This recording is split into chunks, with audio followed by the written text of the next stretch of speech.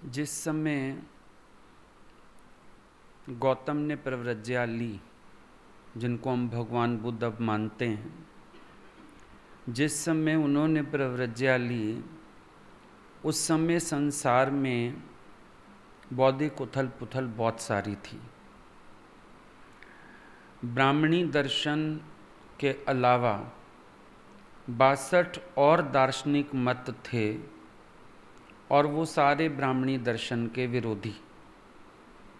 मतलब अगर कोई चूज़ करना चाहे, जैसे देखते हो इतने सारे गुरु गोसाई सब अपनी तरफ खींचने वाले, सबके अपने मत, सबकी अपनी सोच, सबके अपने सिद्धांत, सबकी अपनी बातें, बड़ा कुछ होता है जिसकी वजह से मैसअप हो जाता है।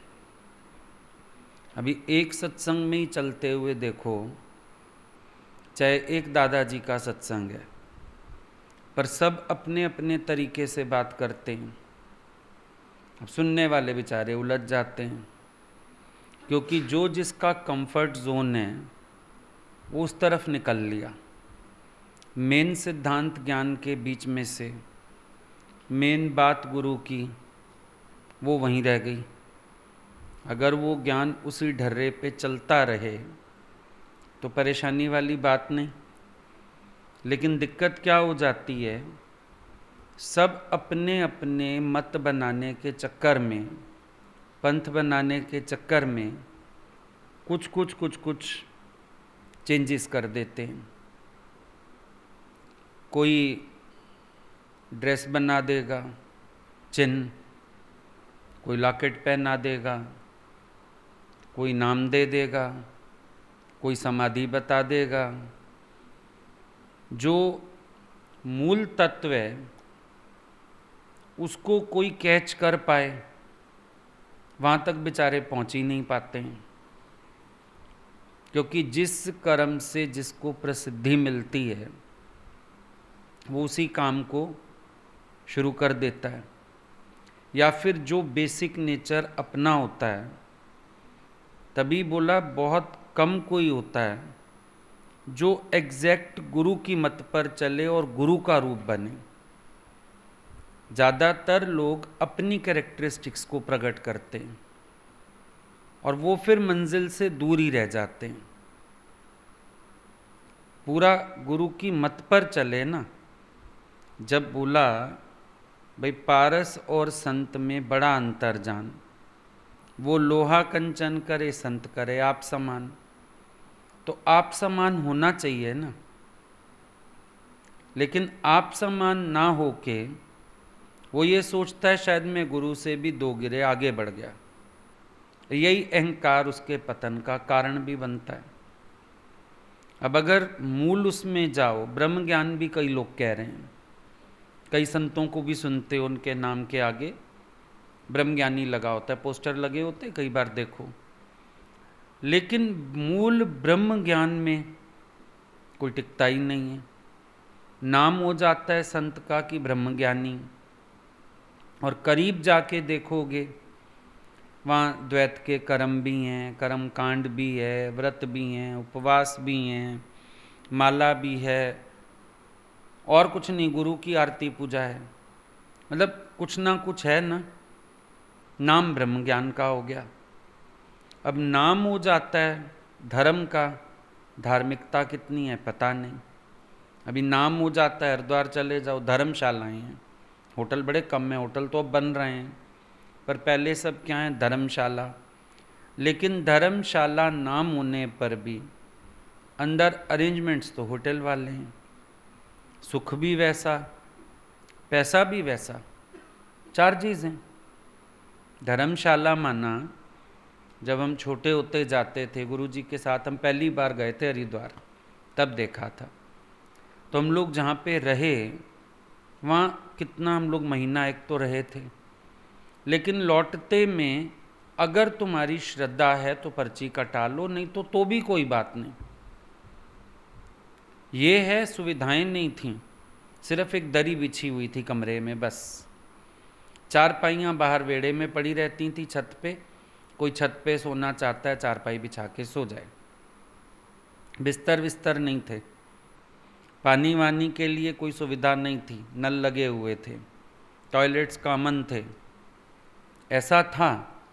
लेकिन रुपया एक नहीं। भाई समझो हम लोग काफ़ी लोग थे उस धर्मशाला में, अगले लालच करते तो हज़ारों रुपए कमा लेते। लेकिन उन्होंने बोला हमारा कोई चार्ज नहीं है, अगर आप कुछ सहायता करना चाहते हो अपनी तरफ से कर सकते हो, नहीं तो 1 रुपया भी नहीं देंगे तो कोई दिक्कत नहीं। अब हकीकत तो धर्मशाला का अर्थ ये था, पर धर्म कहाँ चला गया पता ही नहीं चला। ऐसे हर जगह गड़बड़ गड़बड़ गड़बड़ आ जाती है किसी ना किसी तरह। अब ब्रह्म ज्ञान कह रहा है शास्त्र पढ़ने की आवश्यकता नहीं, गुरुमुख नाम जपे एक बार, संत कथा कर रहे हैं। अब सबका अपना अपना मत हो गया। अब उसी चक्कर में कोई सच का जिज्ञासु हो, उसके लिए उलझन खड़ी हो जाती है। वो कहाँ जाए, किसको माने, क्या माने। अक्सर करके लोग सवाल करते ही हैं। अब कहीं नाम भी लिया हुआ है, सत्संग हमको यहाँ समझ आने लगा है, अब हम क्या करें। अब जब तक अगलों के मन में ही शंका रहती है, हम बोलते हैं भाई ओपन यूनिवर्सिटी में तुमने फॉर्म वहाँ भरा हुआ है, ट्यूशन यहाँ पढ़ लो, समझ आ जाएगा एक दिन। अब क्या करें, समय तो ना खराब करें, जीवन तो ना खराब करें। ऐसा नहीं कि वहाँ उनको मिल नहीं सकता था, पर जब नाम दे दिया उनका फोकस ही नाम पे हो गया। उन्होंने ज्ञान समझना जरूरी ही नहीं समझा, सत्संग को जानना जरूरी ही नहीं समझा, गुरु से प्रश्न उत्तर ही नहीं किया, वहीं के वहीं रह गए। तो ऐसे मैस हो जाता है। आज भी तुम देखोगे बड़े मत हैं, आधे लोगों के दिमाग में तो फिर ये घुस जाता है बहुत सारे रास्ते हैं, पंथ हैं, किसी से भी जा सकते हैं। आधे लोगों के दिमाग में ये भरा रहता है।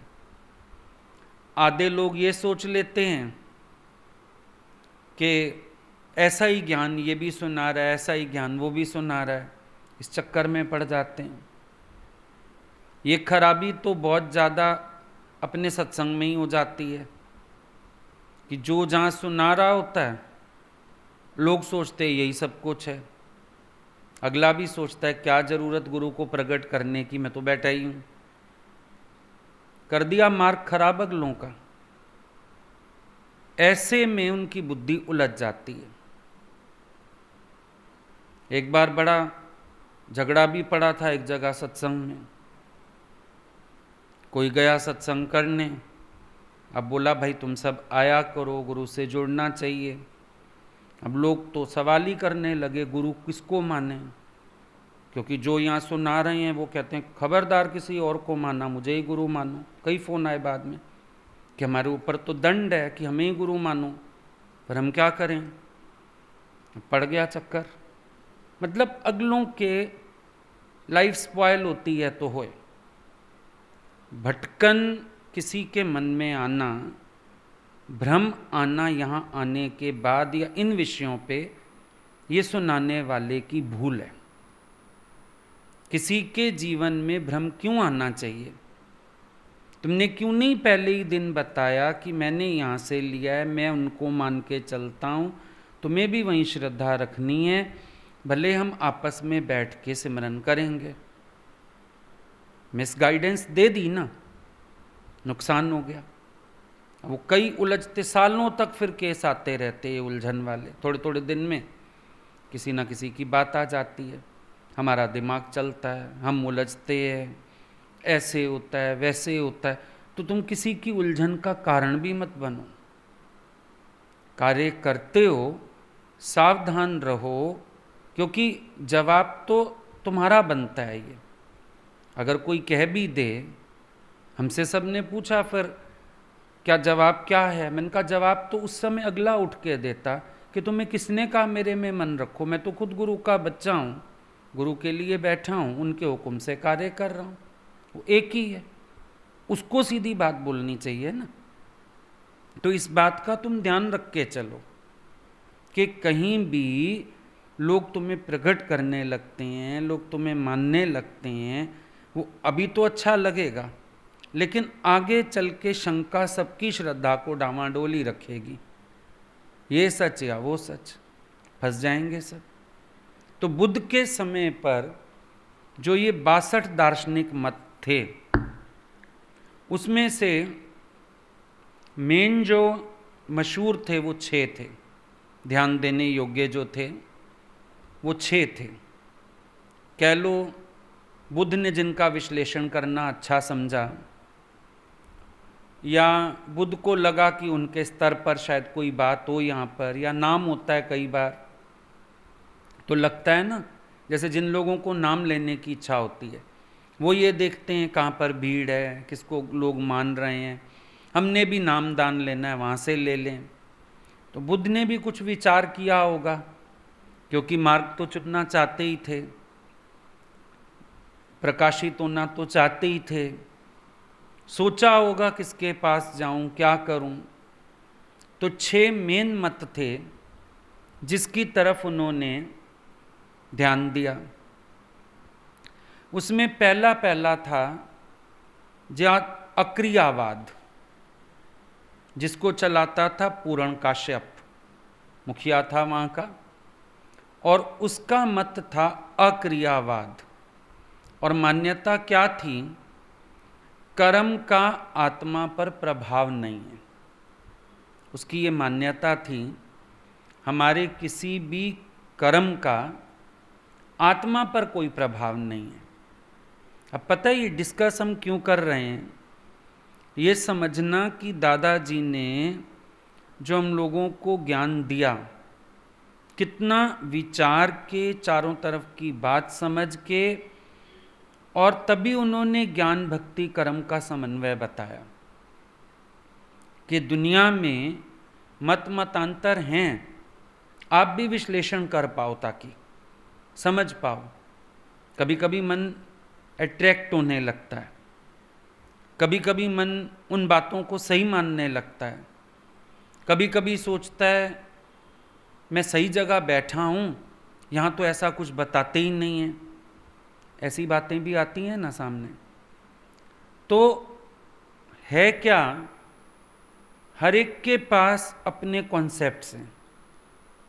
विश्लेषण करना चाहिए कि जो कॉन्सेप्ट हमें सुनाया जा रहा है, बताया जा रहा है, क्या वो प्रैक्टिकली एप्लीकेबल है, क्या वो समझदारी वाली बात है। अब पूर्ण काश्यप ने कह रखा था कर्म का आत्मा पर कोई प्रभाव नहीं है। भाई कोई कर्म करे या कराए, कोई किसी को घायल कर दे या मरवा दे, कोई चोरी करे या करवा ले, कोई डाका डाले या डाका डलवा दे किसी से, कोई व्यभिचार करे या किसी को व्यभिचार के लिए उकसा दे, आत्मा पर कोई प्रभाव नहीं है। कैसा भी पाप, कैसा भी पुण्य आत्मा को प्रभावित नहीं करता। और अच्छा कर्म हमारी आत्मा को पुण्य युक्त नहीं करेगा, और कोई पाप कर्म हमारी आत्मा को प्रभावित ना करेगा। और मौत क्या है? कहता है वो तो मूल तत्व तत्वों में मिल जाते हैं, ना शरीर बचता है ना आत्मा बचती है। ये उसका मूल सिद्धांत था। भगवान बुद्ध ने इसका विश्लेषण किया। दूसरा था नियतिवाद, और उसका जो मुखिया था वो था मखली गोसाल, और उसकी विचारधारा भाग्यवादी विचारधारा, टोटली भाग्यवादी। तुम कुछ कर नहीं सकते, तुम कुछ होने से रोक भी नहीं सकते। तुम ना अपना दुख दूर कर सकते हो, ना अपने दुख को घटा बढ़ा सकते हो। सांसारिक अनुभवों से गुजरना ही पड़ेगा, अपने को प्रवाह में छोड़ दो। उसकी सोच ऐसी, जैसे कई लोग सत्संग में आके भी पकड़ लेते हैं, भाई जो होना है वो तो होना है, लेकिन ईश्वर ने बुद्धि भी तो दी है सावधान रहने को। ये तो देख लेना है कि हाथी में भगवान है, महावत में भी भगवान देख लेना है, अपने अंदर बैठे भगवान को भी जान लेना है। ये भूल जाते हैं। अभी आजकल सबको परहेज बता रहे हैं, अरे जो होना होगा तो होएगा, तो मतलब निकल जाओ बिना मास्क पहने, नहीं है जरूरत तो भी चल पड़ो। किसी की कोरोना से डेथ हो जाए उसके घर भी चल पड़ो, कुछ नहीं होता, भगवान है रक्षा करेगा। ये मूर्खों वाली बातें। उसकी विचारधारा यही थी, नियतिवाद। होना होगा तो होएगा, नहीं तो नहीं होएगा। तो ऐसे जबरदस्ती जाके कुएं में छलांग लगा दो। अब बोलो मरना होगा तो मरेंगे, नहीं तो नहीं। चलो मान लो मौत तो नहीं आई, मान लिया एक मिनट के लिए, चोटें तो आ जाएंगी, दुख तो हो जाएगा। अब वो कहेगा नहीं नहीं ये दुख भी आना होगा इसलिए आया, तो ये एक थोड़ी स्टुपिडिटी सी लगती है ना। अब कोई बच्चा पढ़े ही ना, बोले पास होना होगा तो हो जाऊंगा। ब्लैंक पेपर के बिना पे पास होने की उम्मीद कैसे रख सकता है? भगवान ने खिलाना होगा तो खिला देगा। तो तेरे घर में आटा चावल सब रखा है, उठ के बना। भगवान ने खिलाना होगा तो किसी के हाथ भेज देगा। ये भगवान ने ही तो भेजा हुआ है, और भगवान चाहता है तो पुरुषार्थ से बना के खा ले। ऐसी कई चीज़ें हैं ना जिनको हम जबरदस्ती, अभी भी वाणी चल रही थी, troubles won't come if you invite them not. अगर तुम न्योता नहीं दोगे तो मुसीबतें नहीं आएंगी। पर वो ये कहता था नहीं, वो आनी होंगी इसीलिए आ गई।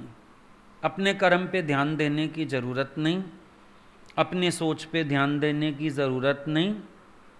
कुछ होना होगा तभी हुआ, ये होना होगा इसलिए हो गया, ऐसा मान के अपने जीवन को चलाते जाओ। भाग्यवाद है। या कई लोग सत्संग यूँ उठा लेते हैं, मेरे से भी भगवान ने करा लिया, हो गया मेरे से भी, भगवान का हुक्म होगा ये भी, भगवान की मर्जी होगी ये भी। अब ये सब गड़बड़ घोटाला हो गया।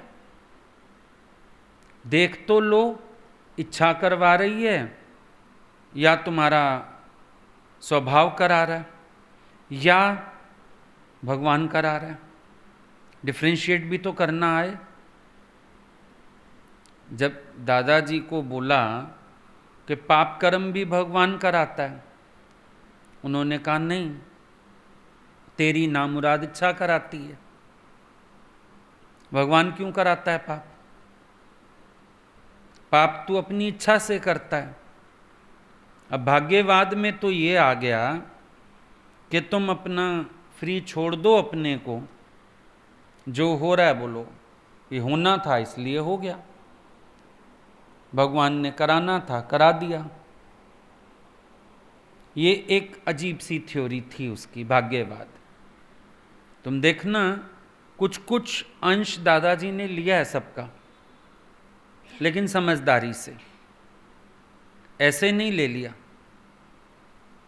भाग्य की बात यहां भी चलती है धीरज देने के लिए, लेकिन भाग्य भरोसे बैठने को तो नहीं कहा गया।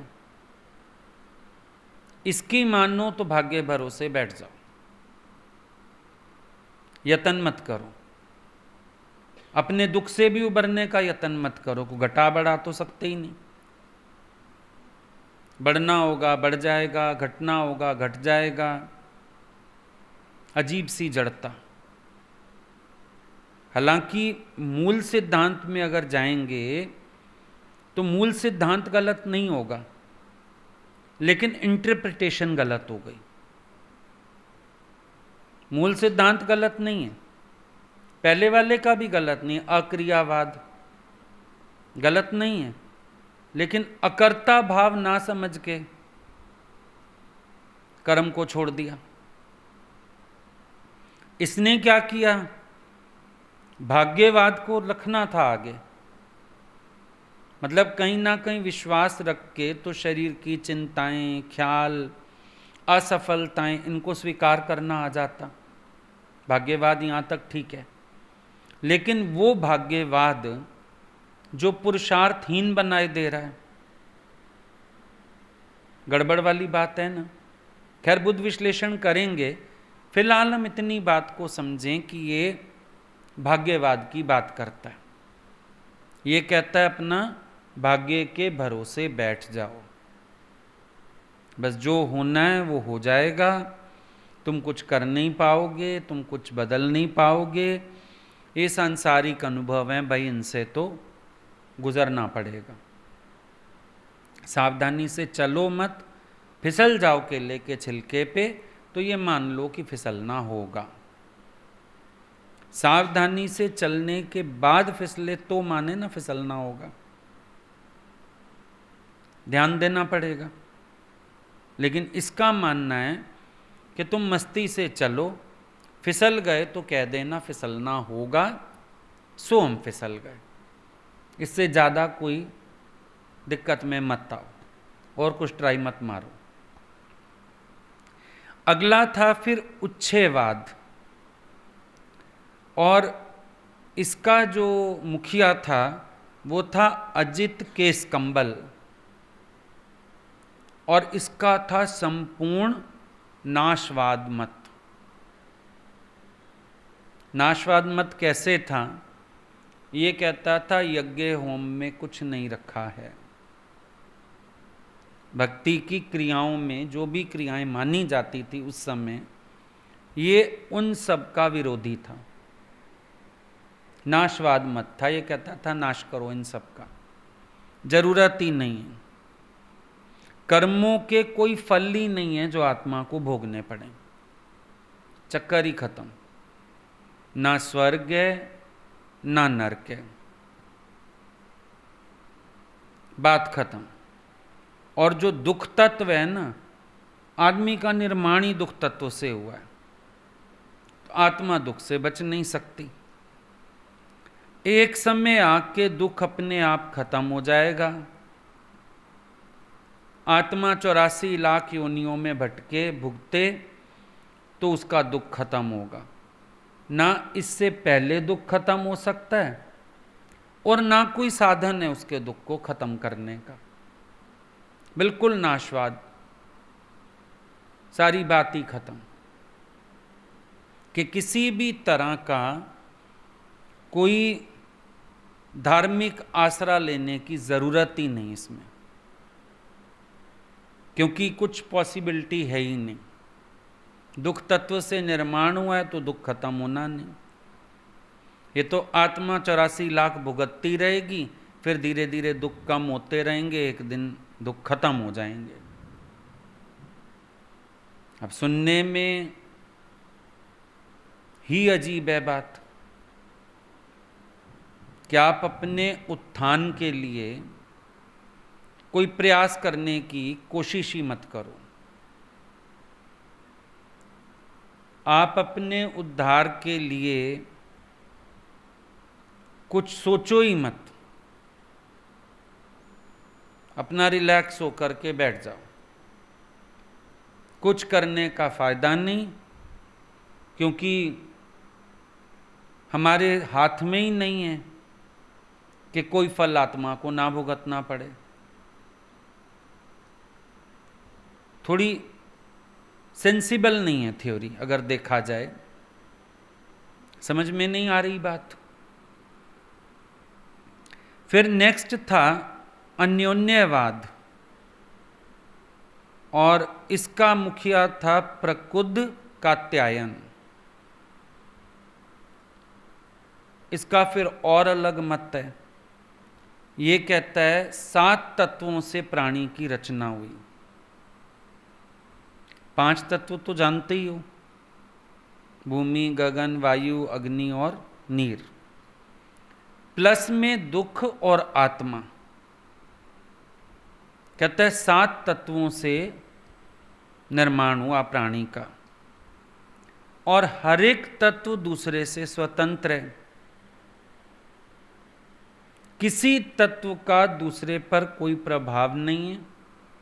सारे तत्व संपूर्ण हैं, सारे तत्व सत्य हैं, सारे तत्व नित्य हैं। और किसी की हत्या भी कर दो ना अगर, तो कहता है हत्या करना मारना नहीं है, पर यह समझ लो एक शस्त्र तत्वों में घुस गया, इतना मान लो बस। ये ना मानो हत्या कर दी, मार दिया, कोई बड़ा काम हो गया, एक शस्त्र तत्वों में घुस गया। घुस गया तो घुस गया, काम खत्म।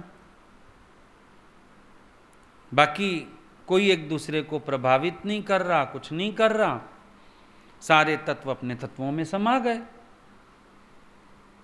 इसमें कोई बात ही नहीं है दुखी होने वाली। थोड़ा करीब पहुंचा लेकिन सही नहीं पहुंचा।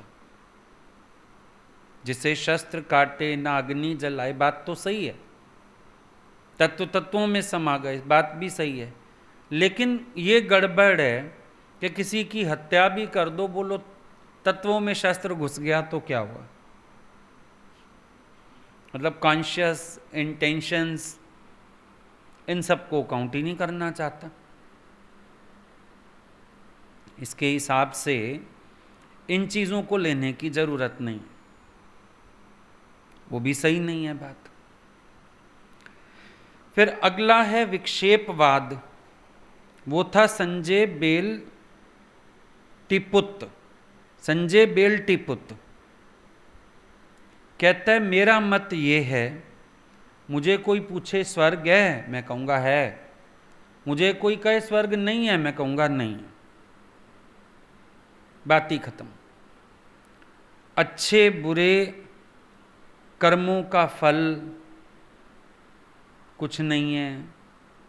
मृत्यु के बाद आत्मा है, नहीं है। मतलब मेरे सारे जवाब नेगेटिव हैं, नकारात्मक। मेरे सारे जवाब ऐसे होंगे, हर बात को नेगेटिव ही ले जाता है वो।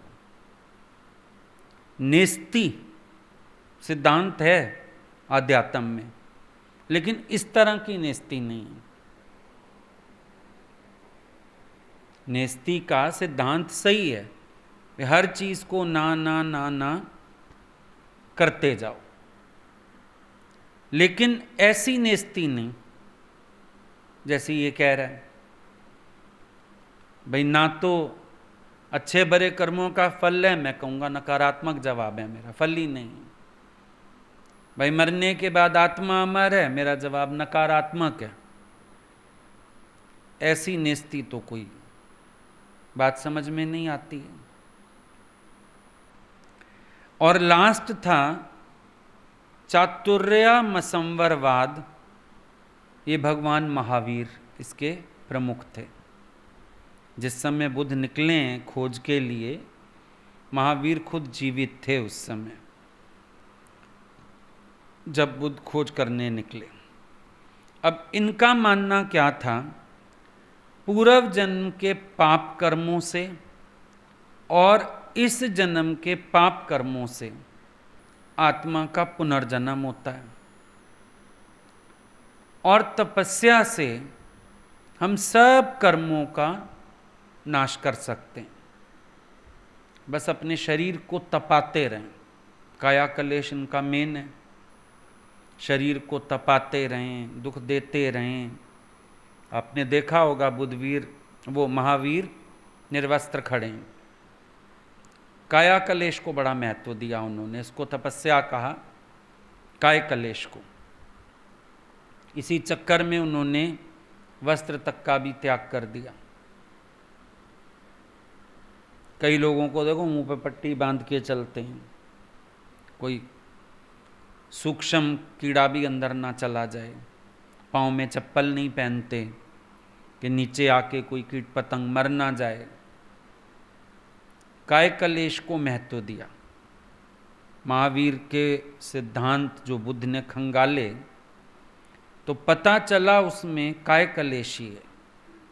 वो बस एक ही उपाय बताते हैं, तपस्या करो, कर्म का नाश हो जाएगा।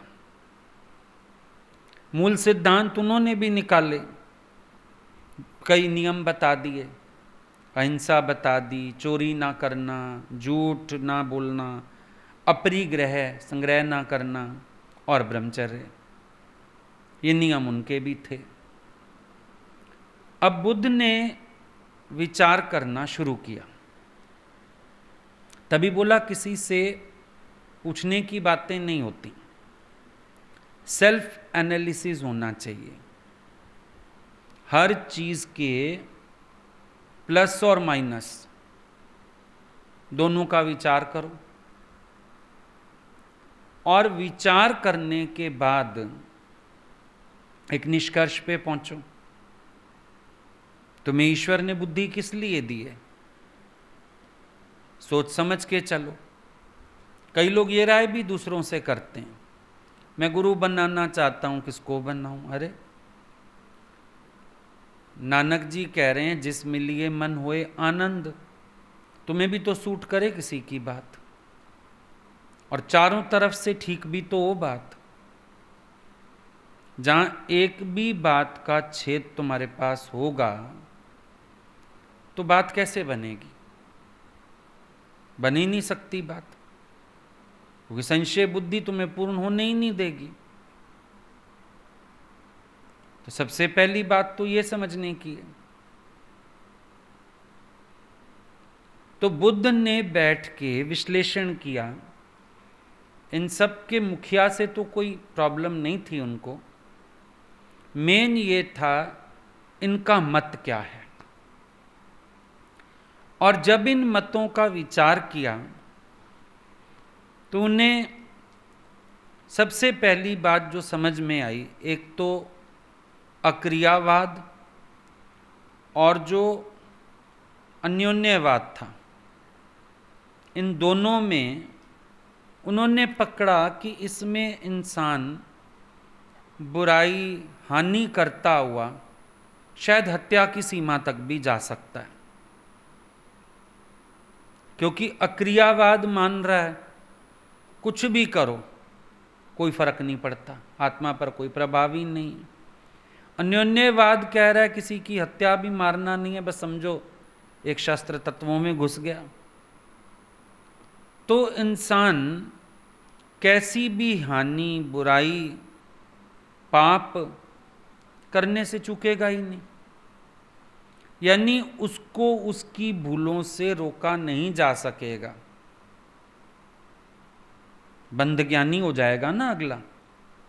जैसे कई लोग आत्मज्ञान सुन के भी बंधज्ञानी बन जाते हैं, अपनी गलती नहीं माननी और कहेंगे नहीं आत्मा में भूल नहीं है, बंधज्ञानी हो गया। तभी कल भी मैंने बोला था, ऐसों के पास अनुभव नहीं होता, मिथ्या धारणाएं होती हैं, जिसको वो अनुभव मानते हैं, हकीकत वो अनुभव नहीं है, मिथ्या धारणाएं हैं। अब ये एक मिथ्या धारणा है जिसका सहारा लेके आप अपनी बुराइयों को बल्कि पालते रहोगे। और प्रैक्टिकली लाइफ में देखो, आप कई बार अपनी गलतियों से, अपने अहंकार से बचने के लिए मिथ्या सिद्धांतों का सहारा लेते हो।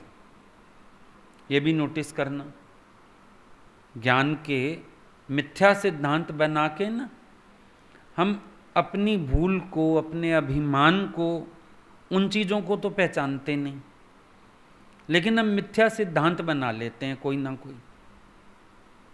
आज समझो किसी ने आदर नहीं किया, अब तुम बोलोगे देखो मेरे को तो इच्छा बिल्कुल नहीं है, मैंने तो सत्संग सुना है, मेरे गुरु ने तो ना मान अपमान से ही परे कर दिया।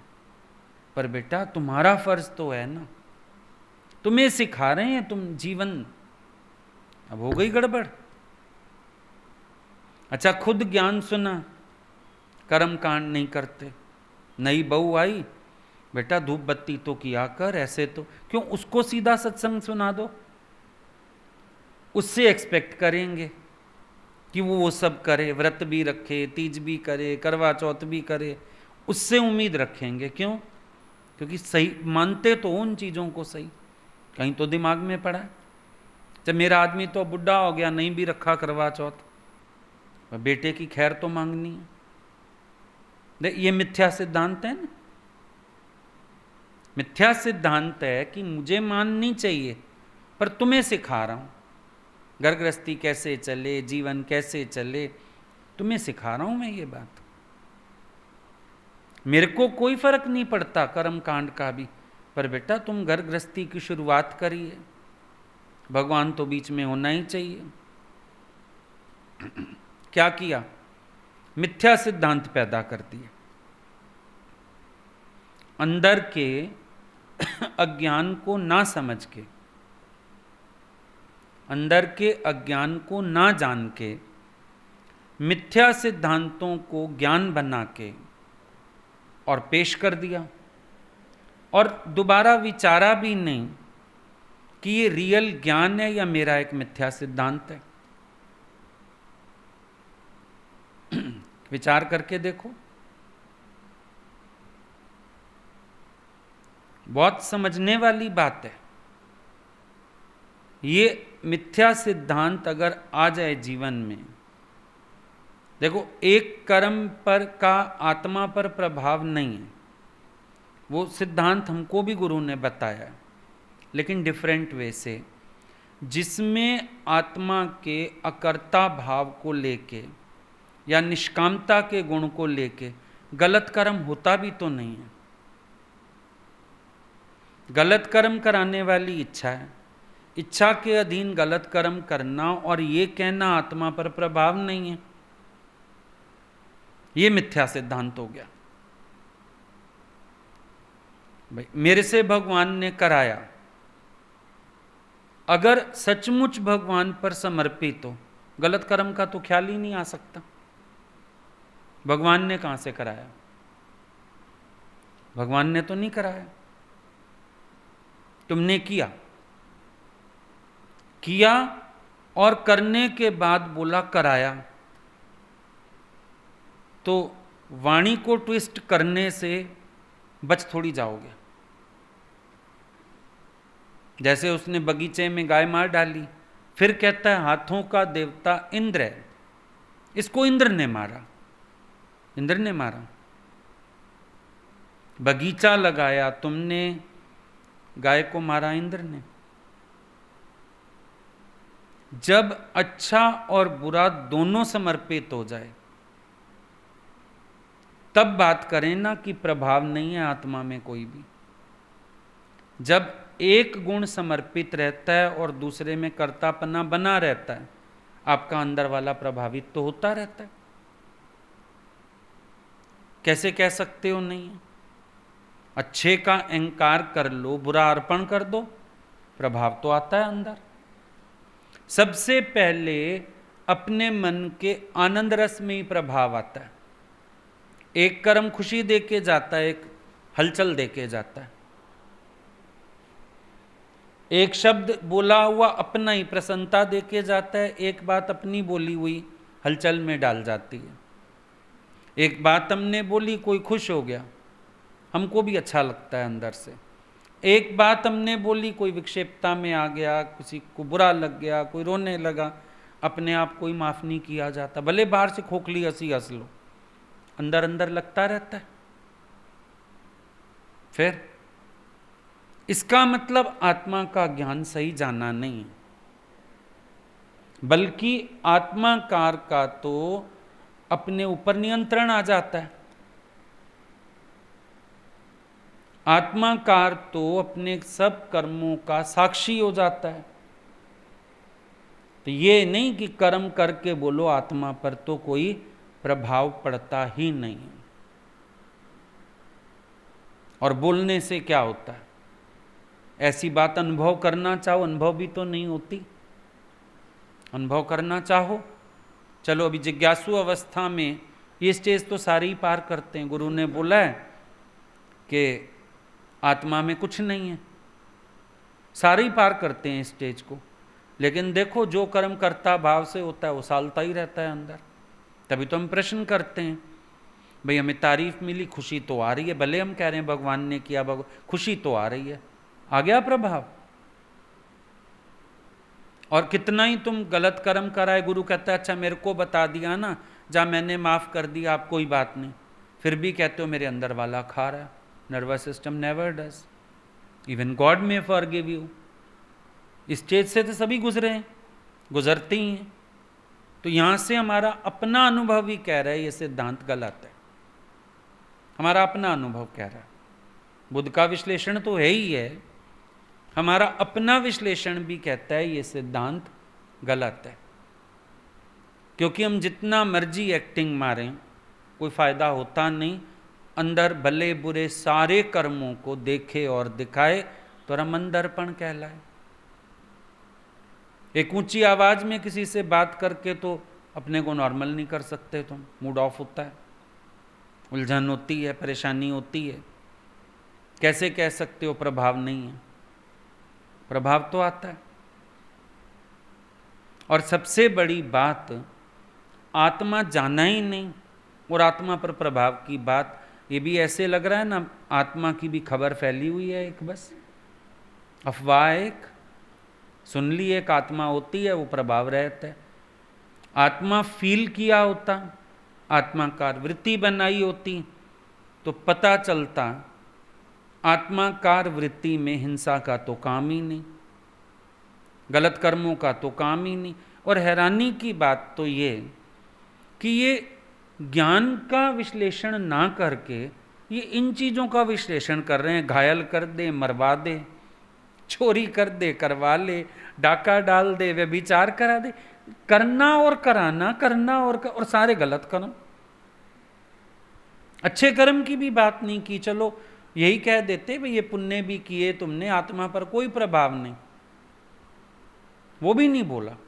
दुनिया भर के पाप गिने बैठे हैं, हत्याएं गिने बैठे हैं और कहते हैं इसका आत्मा पर प्रभाव नहीं है। तो सीधी सीधी बात हुई कि इंसान अपनी स्वतंत्रता चाहता है। पूर्ण काश्यप के यहाँ रोज पशु काटे ही जाते हैं, वहां आश्रम का माहौल ही बताता है पवित्र माहौल नहीं है। तो इसका मतलब उन्होंने मिथ्या सिद्धांतों से अपना चरित्र बिगाड़ा या अपने बिगड़े हुए चरित्र पर आवरण डालने के लिए मिथ्या सिद्धांतों का सहारा ले लिया। दोनों ही गलत है। अगर मिथ्या सिद्धांतों से चरित्र गलत किया तो भी बात खराब है, और अगर अपने कर्मों को ना रोक पाने की स्थिति में ऐसे सिद्धांतों की रचना कर डाली, ये और भी बड़ा गलत काम है, ये कोई ज्ञान नहीं है। तो बुद्ध को जमा नहीं है। फिर दूसरा जो नियतिवाद था, जो भाग्यवादी विचारधारा, जो होना है वही होगा, तुम कुछ कर नहीं सकते, घटा बढ़ा नहीं सकते। बुद्ध कहने लगे अगर मैं इस उसमें चलता हूं फिर तो ये हुआ इंसान भाग्य का दास हो गया, मुक्त नहीं होगा वो कभी भी, जिंदगी भर भाग्य का दास होके रहेगा। हर कर्म में भाग्य का दास, फिर स्वतंत्र क्या है, फिर निर्वाण क्या है, फिर मुक्ति क्या है, फिर फ्रीडम किसको कहते हैं? तो सारी जिंदगी हम भाग्य के दास होके चले। और इवन अगर हम अध्यात्म में भी चले, हम फिर यहाँ भाग्य के दास हैं।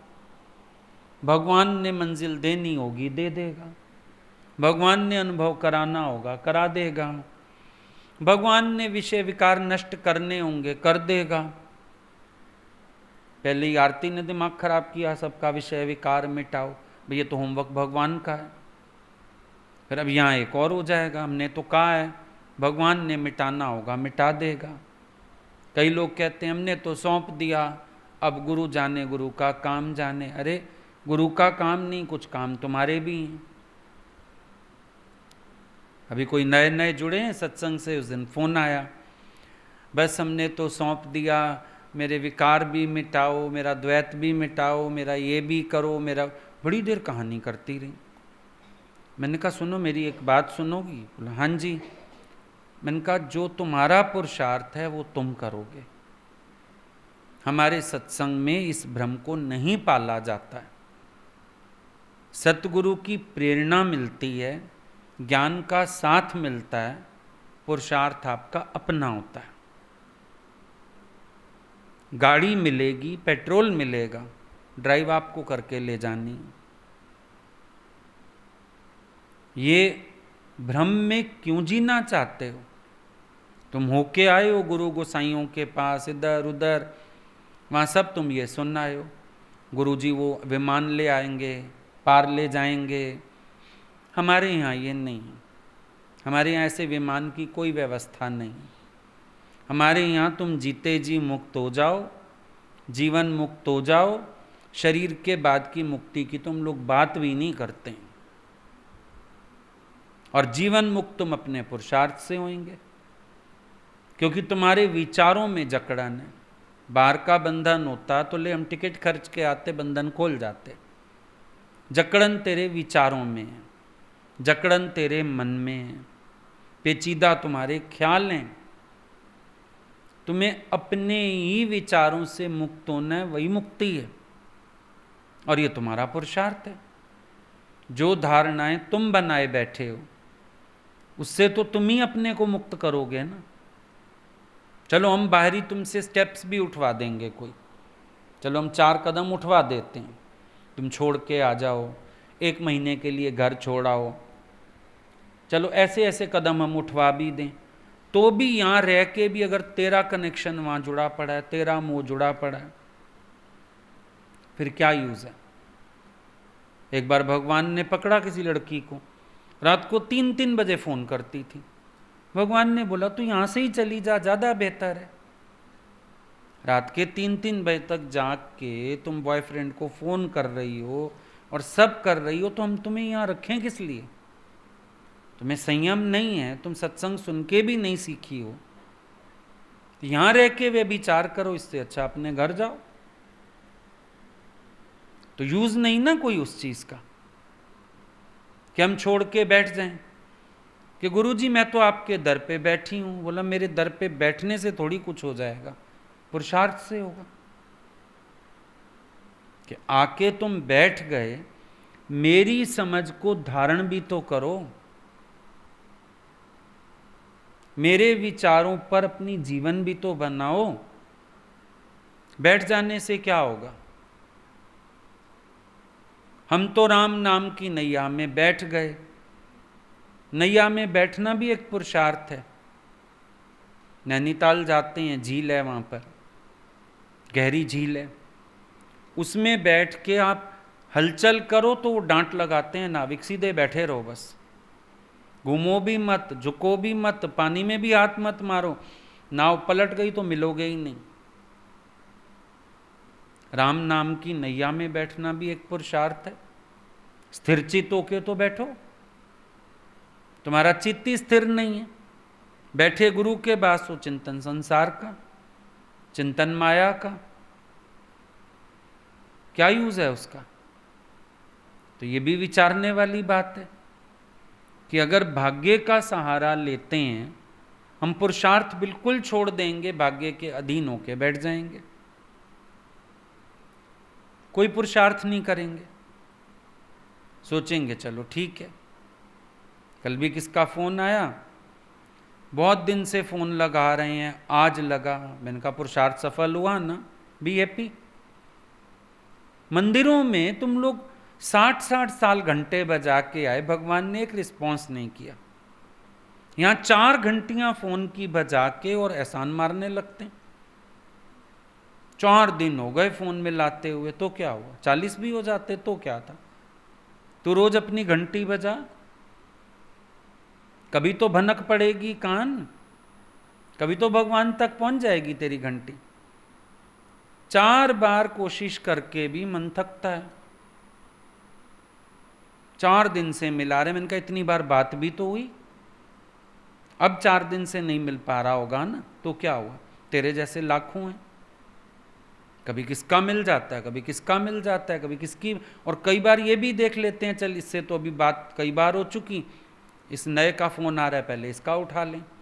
अरे इससे महीना हो गया नहीं बात कर पाए, पहले इससे बात कर लें। ऐसा भी हो जाता है, कोई बड़ी बात नहीं। लेकिन बड़ी जल्दी थकान आ जाती है पुरुषार्थ में। तो अगर भाग्यवाद बता दिया जाए, इंसान तो अपना पुरुषार्थहीन होकर आराम से बैठ जाएगा कि मुझे कुछ करने की ज़रूरत ही नहीं है, मैं तो अपना खाली बैठा हूँ आराम से, कोई टेंशन ही नहीं है। ऐसा नहीं होता। पुरुषार्थ तेरा दैव है, पुरुषार्थी तो होना पड़ता है। और अगर पुरुषार्थ से वंचित हो तो इस मार्ग पर तुम्हें वैसे ही कुछ नहीं मिल सकता। या थोड़ा सा पुरुषार्थ करके बैठ जाओ। एक ने एक चिट्ठी लिखी, फिर कई दिन बाद फोन आया, हमने भी एक लेटर लिखा था। मैंने कहा फिर आपने तो हमें लिखा ही नहीं। मैंने कहा बस एक, कईयों के रोज ही एक आता है, एक से भी थक गए।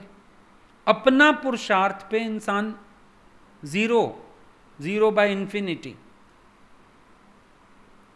और भगवान को पुरुषार्थ में लगाना चाहता है।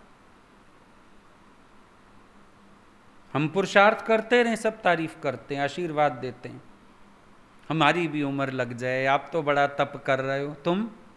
तुम अपनी भक्ति में भी तपहीन हो, निष्काम में सक्रिय हैं, भक्ति में निष्क्रिय हैं।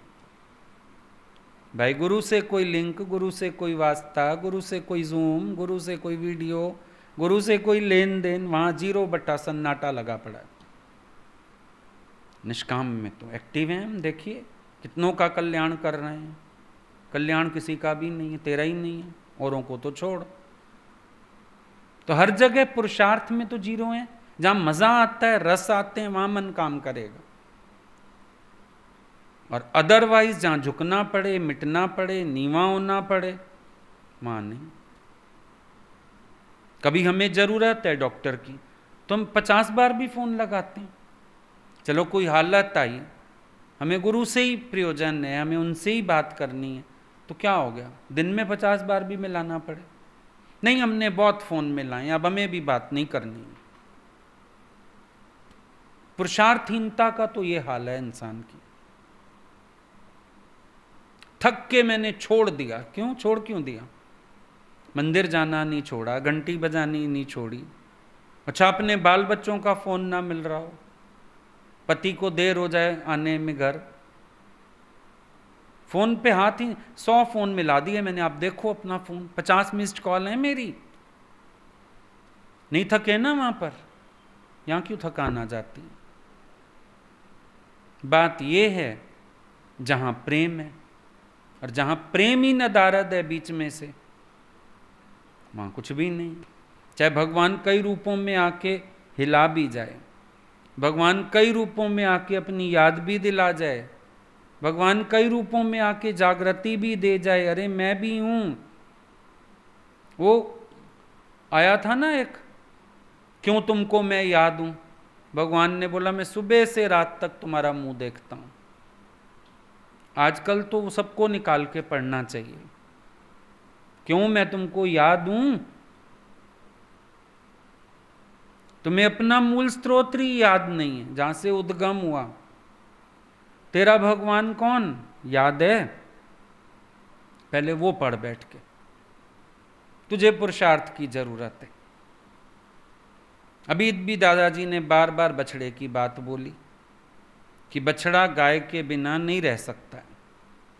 ऐसे मेरे मन का हर तार गुरु से जुड़ता जाए, मेरा आकर्षण गुरु की तरफ रहे, मेरा मन उनकी याद में रहे। यही बात समझने की है। फिर आया विक्षेपवाद। अब वो कहता है ना स्वर्ग है ना नरक है, कुछ भी नहीं है। बुद्ध ने कहा इसके सिद्धांत पर अगर चलो तो ये तो ऐसे आदमी अपने जीवन को पानी की तरह बहता छोड़ दे और यथार्थ के अभाव में ही जी ले। पाना ही ना चाहिए यथार्थ को, जो है जैसा है, चलो भाई कोई बात नहीं, इसमें तो मजा ही नहीं आएगा कि यथार्थ को पाने की कोई संभावना ही नहीं छोड़ी ना इसने। तो हर बात को तो ये नेगेटिव कह रहा है, ये भी नहीं है, ये भी नहीं है, ये भी नहीं है, तो पाएगा क्या कोई, चलेगा कहाँ? वो एक अनुभव अलग है, पाया खोया कुछ नहीं, ज्यों का त्यों भरपूर। पर ये तो उस भरपूर को भी इनकार करके बैठ रहा है, तो इसका भी सिद्धांत कोई माननीय नहीं हो सकता। क्या माने ऐसे सिद्धांत को जो कह रहा है बस जैसे जीवन है चलता रहे चलता रहे, पानी जहां बह रहा है बहने दो, बस खत्म हो गई जीवन इसी में।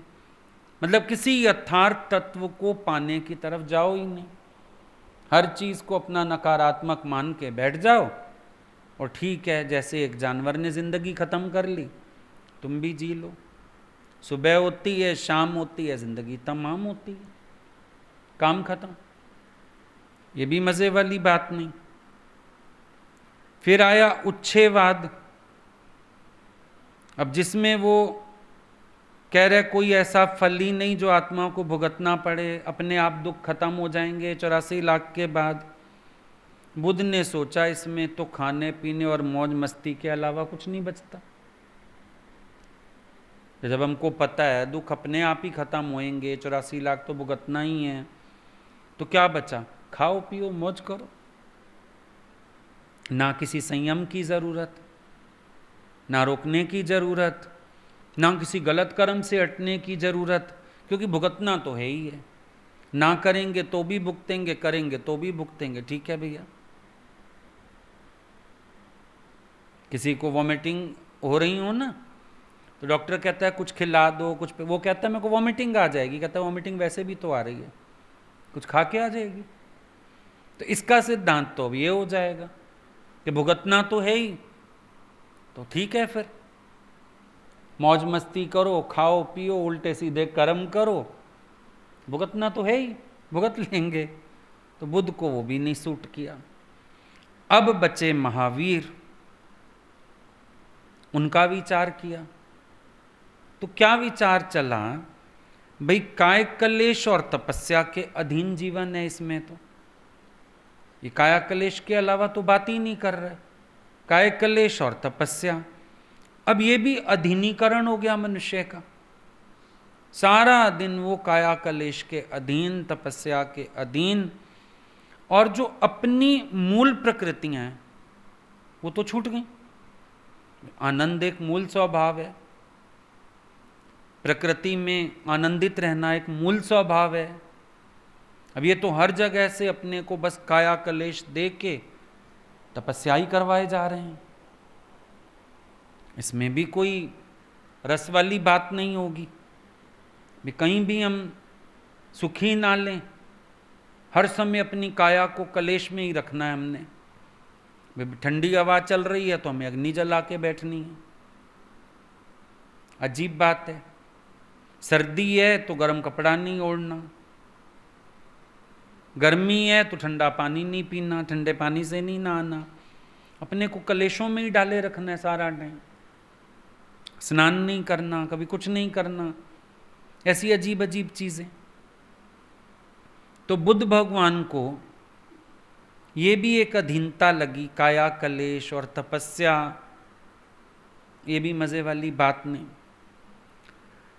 टोटली उन्होंने विचार किया, जीवन पथ जो इन सब ने दिखाए इनमें कोई भी सही नहीं है, सारे के सारे ये निराशावादी, असहाय, लापरवाह ऐसे दिख रहे हैं। तो बुद्ध को लगा कुछ अलग खोजना चाहिए, कुछ और खोजना चाहिए। तभी बोला जब तक जो तुम्हें चाहिए वो ना मिले ना, खोज जारी रखनी चाहिए, जबरदस्ती टिक के बैठना नहीं चाहिए, खोज जारी रखो। हाँ वो एक अलग बात है, खोजने के बाद तुम्हें दर पूरा मिल जाए फिर अपने पुरुषार्थ पे ध्यान लगा दो। पर जब तुम विश्लेषण करके देख रहे हो कि जो तुम चाह रहे हो वो नहीं मिल रहा, तो तुम आगे बढ़ो, रुक मत जाओ। बुद्ध की इस बात में, ये जो उन्होंने अपने जीवन का ये बायोग्राफी दी है बुद्ध ने, कि मेरे जीवन में मेरा ऐसे आई थी मेरे सामने चीज़ें, दार्शनिक मत थे उस समय, लेकिन मेरे जो समकालीन थे उनके सिद्धांत मैंने समझे, उनको खंगाला, और आखिर में मुझे ये समझ आया कि इनके सिद्धांतों में कहीं ना कहीं चूक है। आनंद नहीं है, निराशावाद है, सतर्कता नहीं है, लापरवाही है। ये सहायता नहीं करेंगे बल्कि मुझे असहाय बना रहे हैं कहीं ना कहीं। तो मैंने इन चीज़ों को इनकार किया। बुद्ध के विचार, अपने समकालीनों के प्रति बुद्ध ने ये विचार व्यक्त किए, और तभी वो आगे बढ़े कुछ और खोजने के लिए, असल सत्य को खोजने के लिए। और तभी जो बुद्ध का अपना ज्ञान है, अपना सिद्धांत है, उनमें इन मिथ्या सिद्धांतों का कोई स्थान नहीं बचा। बड़ा उन्होंने मध्यम मार्ग, बड़ी युक्ति से, तरीके से, जैसे आज हमारे दादा भगवान ने शास्त्रों का अध्ययन करके क्राइस्ट को पढ़ा, रमन महर्षि को पढ़ा, पता नहीं किस किस को और पढ़ा जो समय के संत थे, राम तीरथ, रामकृष्ण, और सब में से मूल सिद्धांत समझ के, और जो प्रैक्टिकल चीज़ें थी जो आगे बढ़ा सकती थी अप्रोचेस, उन सब का एक तत्व निकाल के इस ज्ञान को हम लोगों को दिया, जिसमें किसी तरह की, देखो, मिथ्या सिद्धांत भी नहीं है, अपूर्णता भी नहीं है, और पूरी की पूरी अप्रोच प्रैक्टिकल है। दादाजी भी नहीं ठहरे कहीं, गुरु पूर्ण मिले लेकिन बहुत समय नहीं मिल पाया उनसे, कैच कर लिया कि पूर्ण ज्ञान होता क्या है, फिर मंथन करके खोजा और सबके कल्याण के लिए उसको जैसे प्रकट किया।